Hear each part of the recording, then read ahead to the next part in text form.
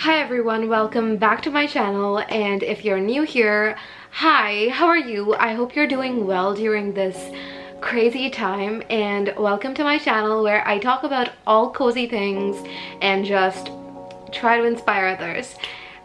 In this video, I'm going to be talking about my favorite non-fiction books, and this is my first sort of talking about my favorite books kind of a video because I just find it very difficult to decide what books are going to be in my favorites video because I have so many books I love, but I know that this list is not you know, rigid. It can be changed and I might add more books in here as I keep reading, and I mean, that's the joy of reading.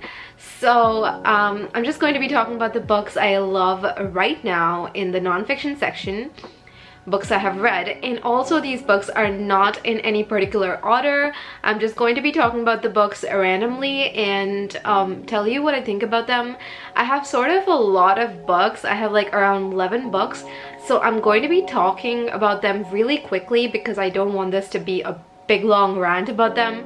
But if you want to know more about them, please do leave your comments down and I will answer them. Also, since this is a time where most of us are home because of the coronavirus, I thought it's a great time for you to pick up these books and read because they really help me calm down during stressful times and just feel peaceful, and I hope they do the same for you.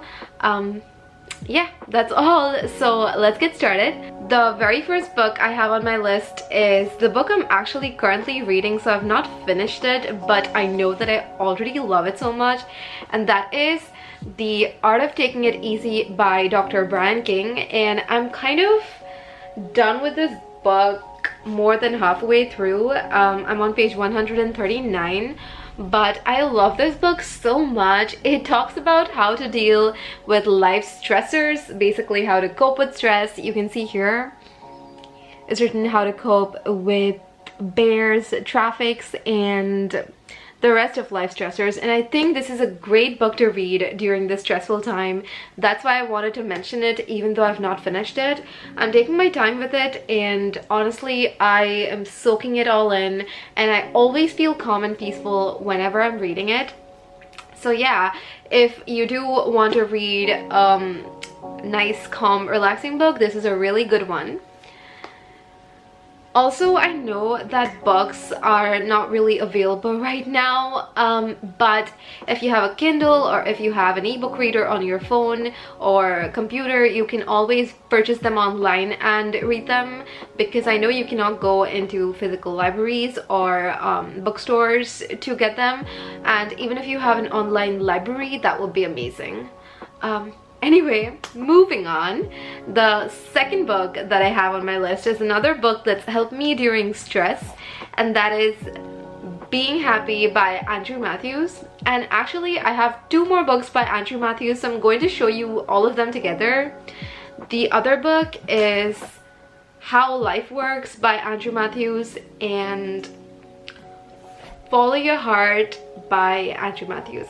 Now, all these books are sort of quite similar, and I bought them all together because I first bought the Being Happy one and I loved it so much that I bought the other two.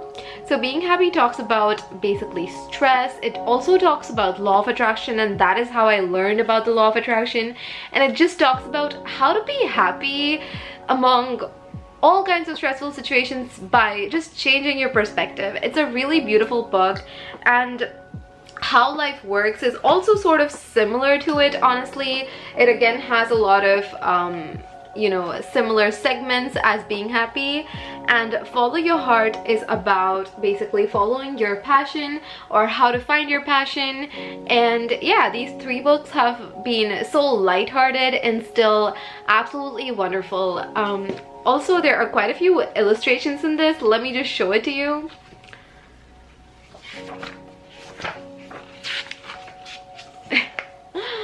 Look at this one. Isn't it amazing? I really think this book is so cute because he has a lot of illustrations, which makes you know, serious matters seem so much more lighthearted.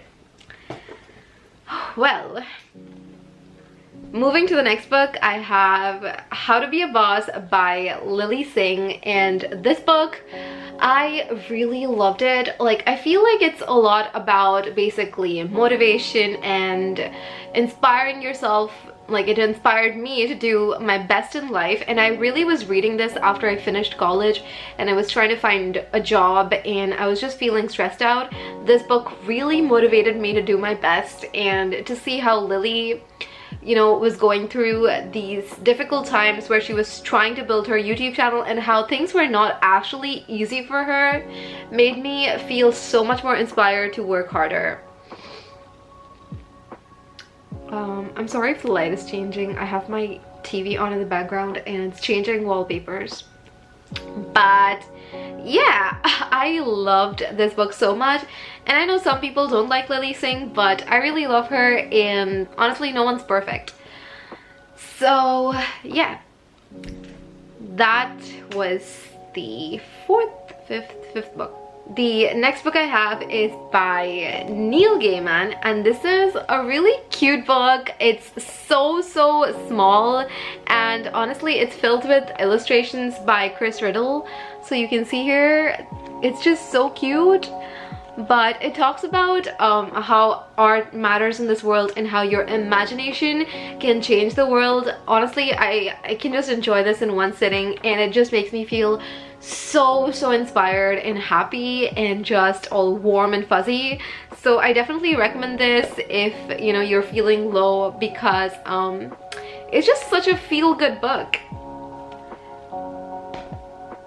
The next book I have, which has been an all-time favorite of mine, is Psycho-Cybernetics, and this is a book about self-image and how you see yourself and how that changes how the world perceives you, because you are constantly seeing yourself as this person, and you might see yourself as, you know, a weak person or a stressed and anxious person, and that is why you tend to act like that and make that a reality. And this book is so I would say it has just so many details, and it talks about so many aspects of the brain and how what you think is sort of real to your brain, because it, you know, it creates these neurons, or basically pathways, that makes your brain thinks it is real.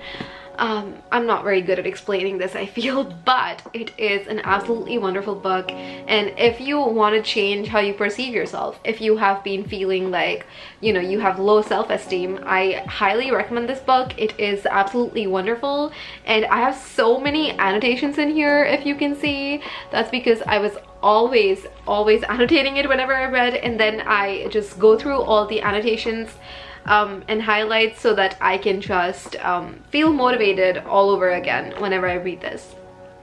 Love it. And yeah, those are all of the physical books I have with me, but I also have some books that I read on the Kindle, so I'll just be talking about them, but I don't have the book with me, so I'll just probably put a picture of the book here. So the next book that I highly recommend is The Four Agreements, and I don't remember by who it was. I think it was by Don Miguel Ruiz or something. I'm sorry if I butchered his name, but that book, oh my god, it is so wonderful, and I've read it like 3 times by now, and all the time I read it, like every time I read it, it just makes me feel like I am reading it for the first time, or basically it just fills me with so much, like I feel so grounded whenever I read it. It's crazy. So the first agreement in there is to be impeccable with your word. The second agreement is to not make assumptions. The third agreement is to not take anything personally, and the fourth agreement is to always do your best. I might have mixed them up, but basically these are the 4 agreements, and just the book goes into depth about how when you follow all these 4 agreements, you're going to be, you know, basically at your utmost best spiritual level and all the other levels. And I absolutely love the book. I highly recommend it. You can even find it on audiobooks if you want to, because I did hear it on audiobook as well, and it was a wonderful experience. The next book I want to talk about is something I'm pretty sure a lot of you have heard, and this is The Subtle Art of Not Giving an F by Mark Manson.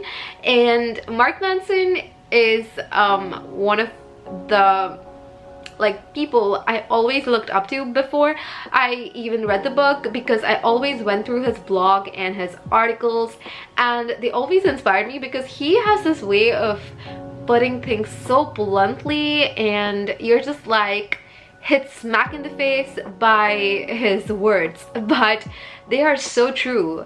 And I feel like this book is really wonderful because it lets you look at life in a way where you really see what actually matters to you, and you can separate that from things that don't matter to you.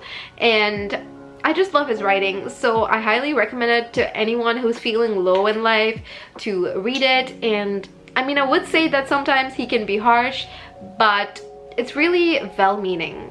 The next book is In Order to Live by, I honestly forgot her name. But she's from North Korea, and she survived North Korea by escaping it basically, and it's about her journey. And that book was so sad, but at the same time it made me feel so grateful to have this freedom and to live in this, you know, in another country and not in North Korea, because the people there, it's just so sad. Just looking at that, reading that book, it was so sad. And fun fact, that was the first book I read on my Kindle, and I read it in 2 or 3 days, and I never really read that fast, but it was just so wonderful. And if you are feeling sad about being stuck in your house, I highly recommend you read that book, because you will start feeling grateful that basically you have the freedom that you do.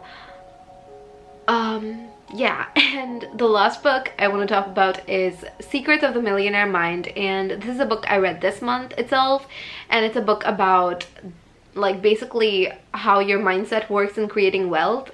And I know that in this time, basically with the economy crashing, it's sort of crazy because everyone is probably stressed out about money, and this book just talks about a lot of mindsets that wealthy people have. And I just read it because, you know, I'm working for the first time, it's my first job, so I've just been trying to learn about money. But I really loved the book. It taught me a lot of valuable things. So if you do want to have that mindset about money that is empowering, I highly recommend you read the book. But at the same time, I know we are in really difficult times, so don't stress yourself too much about finances. It's going to be fine. With that being said, these are all of the books that I wanted to talk about. There are definitely so many more books that I'll be reading and loving, and I know that, and I might have even missed something, but yeah, just books are amazing. And if you're reading anything and loving it, please do leave down in the comments, and also let me know if you would like a non-fiction version of this favorites video, and I would love to make that.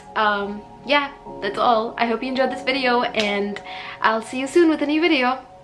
Bye, take care, and I hope you're staying safe and healthy.